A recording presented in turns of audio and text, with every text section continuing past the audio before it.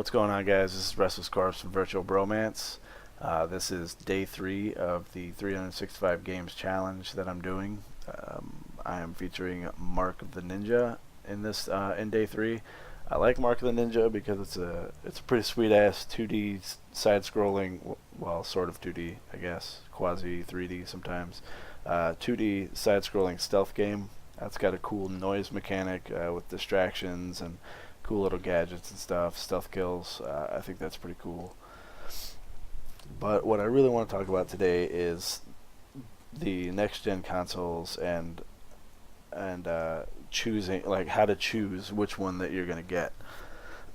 Now I know right off the bat there's gonna be the people who are diehard Sony fans or diehard Microsoft fans, and they're gonna get, you know, the consoles that of the companies that they're fans of. I mean, if you have a PlayStation 3 and you don't have an Xbox and you love your PlayStation 3, you're probably going to get a PS4 and you're probably going to leave the Xbox One alone. And on the other hand, if you're an Xbox guy and you don't have a PlayStation and you love your Xbox 360, it's a little bit more complicated in that situation because of all the weird things that Microsoft announced for the Xbox One. But I think that now that they've gone back on a lot of those, if you're an Xbox fan, you're probably going to get an Xbox. But let's talk about for the people who are actually on the fence and who are only going to get one. Unlike me, I'm going to be getting both. I know Providence said he's going to be getting both, though probably not right away. I'm going to try to be there on the launch dates for each of them. But if you're on the fence about which one to get, and let's say you have both now, but you only want one of the newer ones, there's a couple simple things that you just need to look at to determine which one you're going to get. And what I want to say right off the bat is don't look at the specs. The specs really don't matter. If you look at the current gen now, the PlayStation 3 has better specs than the Xbox 360, and it really doesn't matter.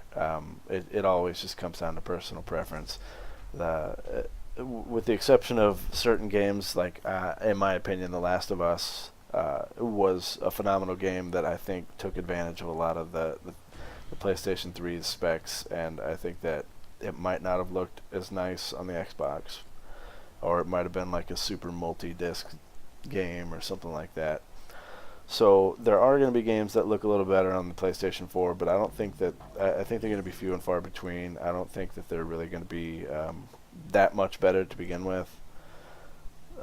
So performance-wise, I mean, so don't look at the specs when you're trying to decide which console to get. And I know that the developers really push the specs sometimes. It's really not important.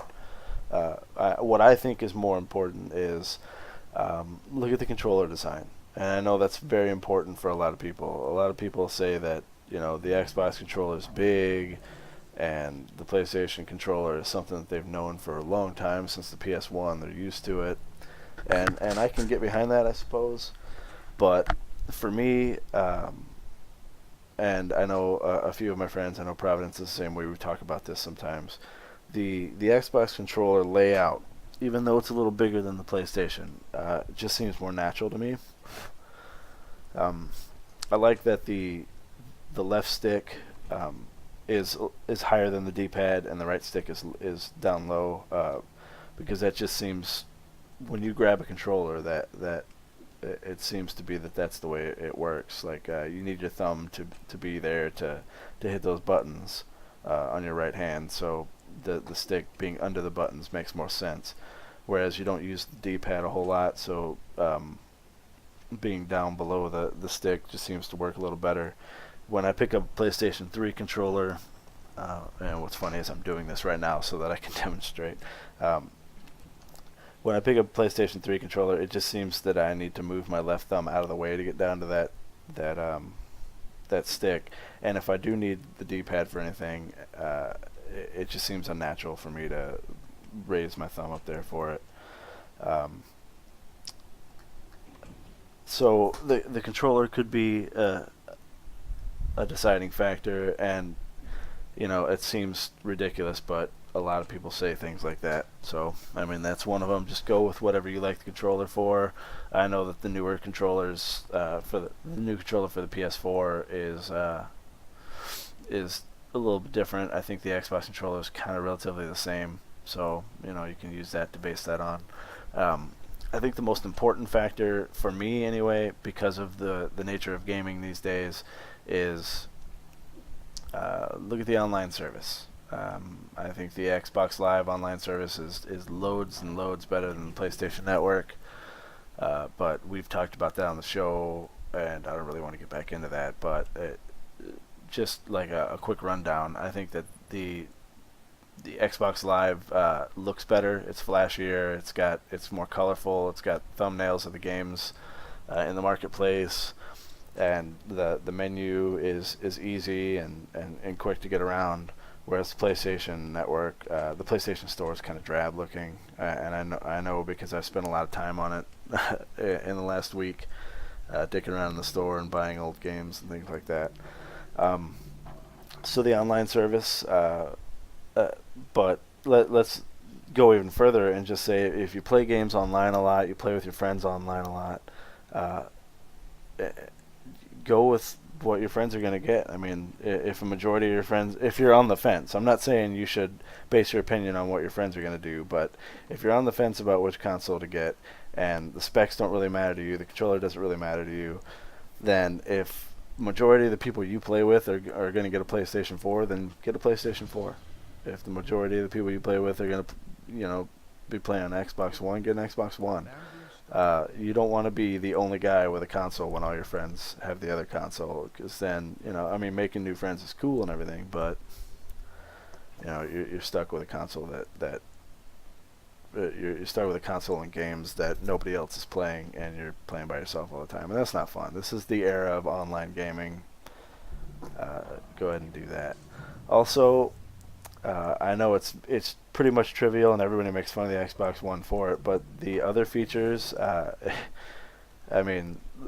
John and I, or Providence and I said, when we were talking about the Xbox One, is all the sports stuff and the fantasy football and whatnot.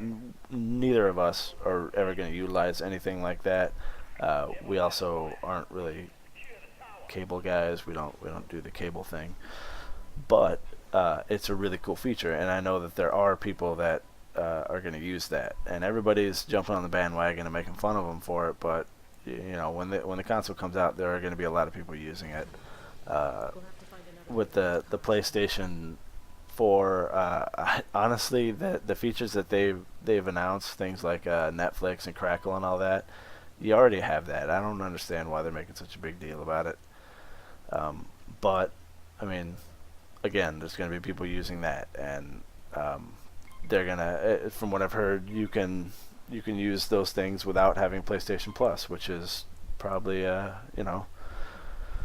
probably going to be a selling point for people who don't like to pay for Xbox Live and don't have no interest in paying for PlayStation Plus. But I don't know. So I'm sure there's other deciding factors. Exclusives are kind of important, but to be honest, exclusives aren't really something that would make me, because there's just not very many of them. And like Providence said a while back, a lot of times exclusives eventually come to the other console anyway. It's just not that important for me, but it could be important for people. You want to play, Halo 5, then buy an Xbox, because you're not going to get to play it any other way. So those are my suggestions for deciding which console you want. They are by no means the only suggestions. There's probably some stuff that I forgot, but that's basically what I would base it on if I was going to only go with one console. I will be going with both. But in any case, this was day 3 of the 365 Games Challenge, and this was featuring Mark of the Ninja, and I will see you guys tomorrow.